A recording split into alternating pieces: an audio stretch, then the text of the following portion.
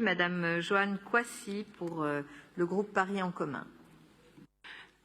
Merci Madame la maire. Chers collègues, la fonction publique connaît ces dernières années des difficultés croissantes à recruter.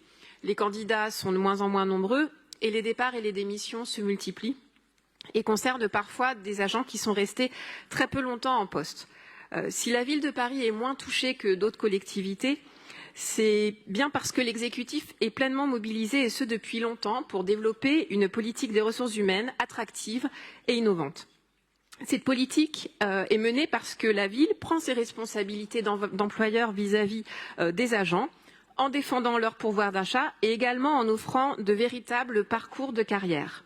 Mais au-delà de cette responsabilité d'employeur, l'exécutif porte une vision ambitieuse de la fonction publique, loin des clichés et du fonctionnaire bashing que l'on entend malheureusement bien trop souvent, notamment de la part de membres du gouvernement.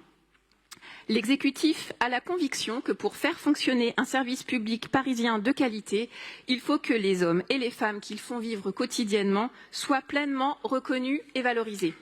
Je ne vais pas revenir sur l'ensemble des actions décrites dans la communication, et je souhaiterais spécifiquement évoquer les mesures qui concernent les personnels du secteur de la petite enfance, qui m'est cher et qui nous est cher à tous.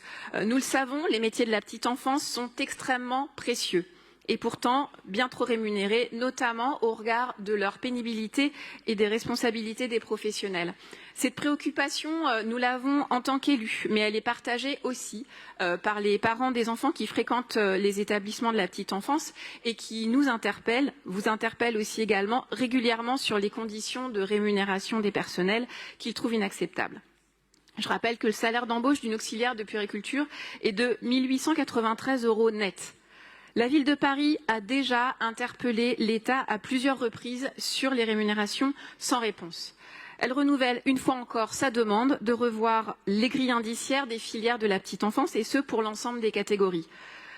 Cette mesure, ce serait non seulement améliorer le pouvoir d'achat et la reconnaissance de celles et ceux qui exercent dans les crèches, mais aussi la possibilité d'améliorer les pensions de retraite de celles et ceux qui ont consacré leur vie.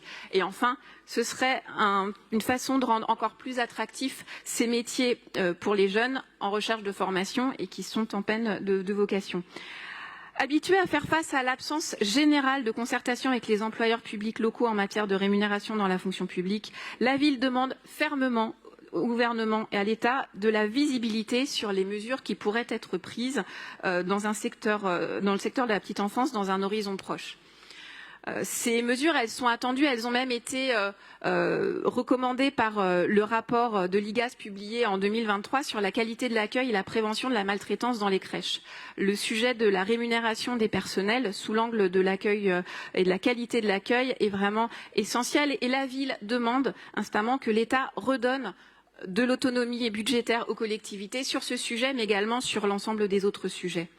Et d'ailleurs, en cas de réponse négative du gouvernement sur les revalorisations indiciaires, la ville sera en mesure de prendre ses responsabilités et entamera une phase de négociation avec les organisations syndicales représentatives de secteur afin de répondre aux demandes légitimes et aux revendications professionnelles de ce secteur qui est, je le rappelle, essentiel à la vie des Parisiens et des Parisiennes.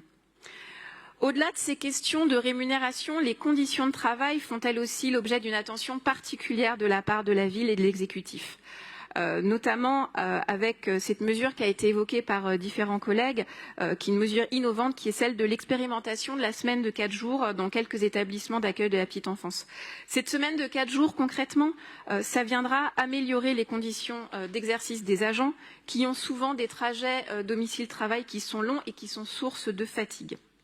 Concrètement, cette semaine de 4 jours passera par un allongement de la présence journalière, mais qui restera convenable, notamment parce que la ville a anticipé les choses et a pris en compte la pénibilité des métiers de la petite enfance dans le temps de travail hebdomadaire. Cette expérimentation de la semaine de 4 jours qui interviendra en fin d'année montre vraiment la capacité d'innovation de la ville, sa modernité, y compris en comparaison des acteurs du secteur privé, que certains pensent toujours plus à la pointe.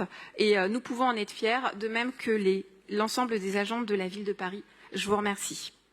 Merci beaucoup, chère Joanne Coissy.